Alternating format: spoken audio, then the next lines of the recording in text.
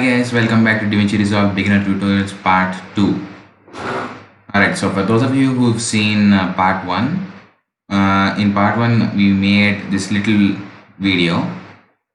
I haven't put the links in the description yet, so at a future date I'll put all the links in the description so you can get the videos also. And you can walk through the video with me.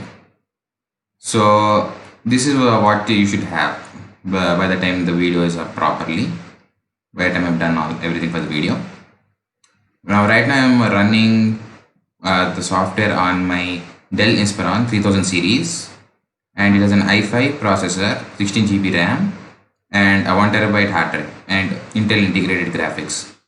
So this is not really a high-end system. It's quite low end, or average. For if you are only doing light just cutting and rearranging videos and nothing too high, then you should be able to get through with a system like this. But if you want to do a lot of fusion, make transitions, use a lot of transitions, keep text and all kind of things like that, and fusion clips, then you need a much higher system, which I'm going to get soon. So I'll be able to show you all of that. So for right now, this isn't powerful enough to run all that.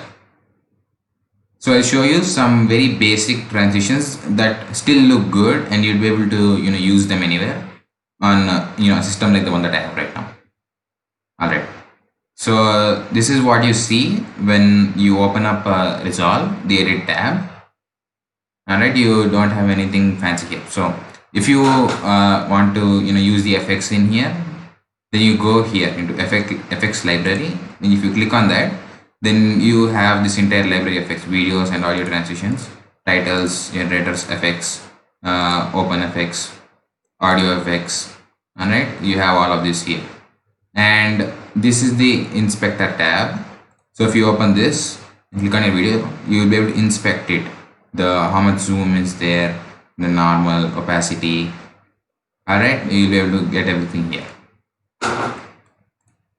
Alright, and now this is your preview window, this is your final window. Now if you scroll over, you see the red line on top of the video. That is your that's how you are scrolling on. So you see over here preview. Alright, right. Now one more tab that you can open is the mixer. This is for your volumes, for your audio track and your main. And this is your main volume, your audio track volume. If you have multiple audio tracks here, multiple voiceovers, then you can increase them all, increase and decrease their volumes in here. And if you want more precise control, then you can go into the Fairlight tab and do that. And this is your main master volume. Alright, so let's get to it. Now for now, I'm just going to cut this video wherever it starts and ends, and put a few transitions there.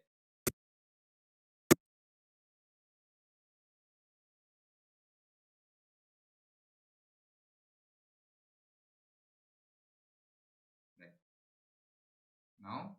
Now when you click on a video or scroll over them, you see these little white icons on the edges of the videos. These are faders, is what you can call them, I think. Now these you can move them how much ever you want. So these, they don't fade into the next video, they fade into black. Let me show you. Now I have increased the time of this a bit.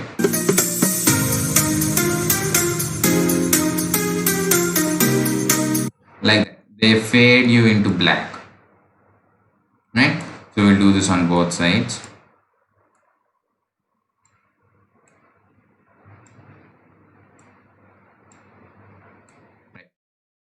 Now once they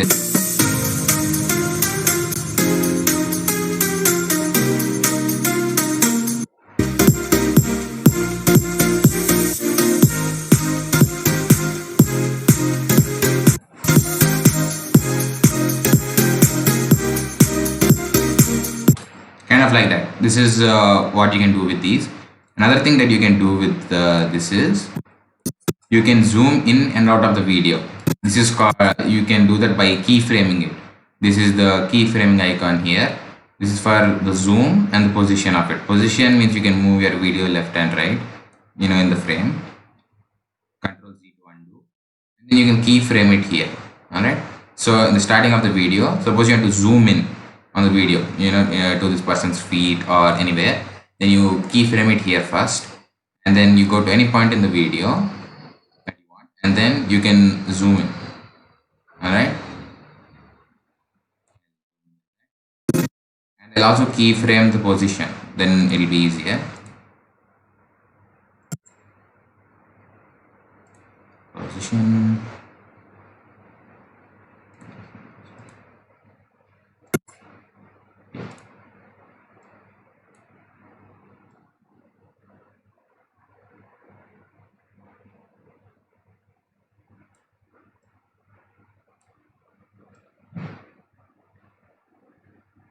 Right.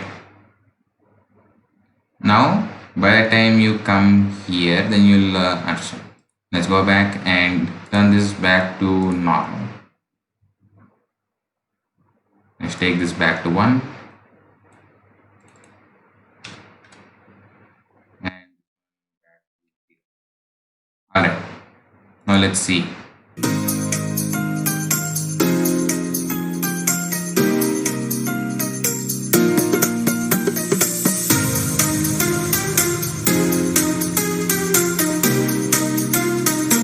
Like that. Now let's do that for the rest of these also.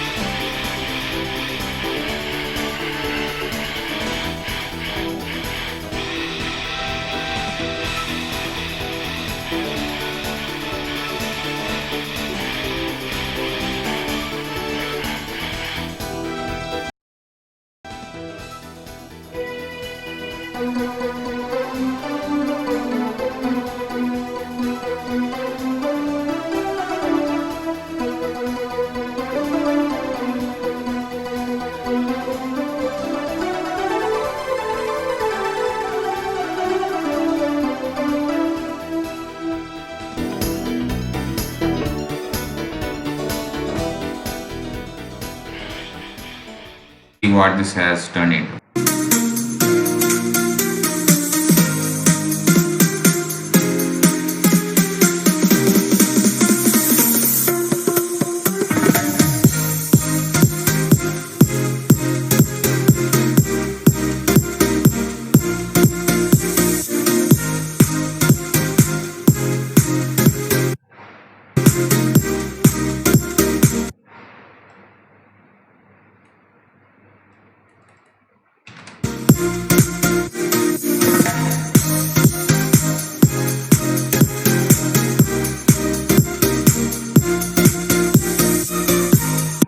Now let's just see this from the beginning again.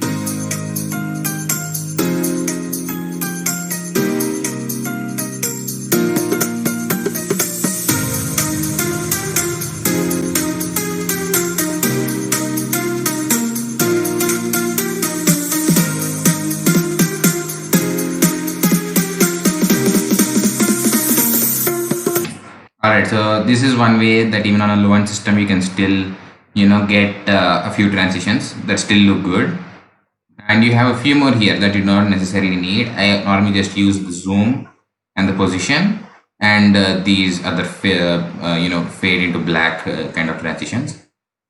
You can also use these if you want, if you want to, do a little bit crazy stuff, like you can flip the video or you can flip it upside down. Alright, and you can use a little bit of cropping if you want to get rid of some of this. If you want to, remove some on the left or some on the right, right? You can do stuff like that.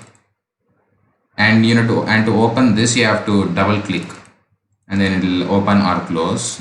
Double click to open and double click to close. Now the rest of these, dynamic zoom, stabilization, these are just there here. They're only active, but you can't do any changes to these.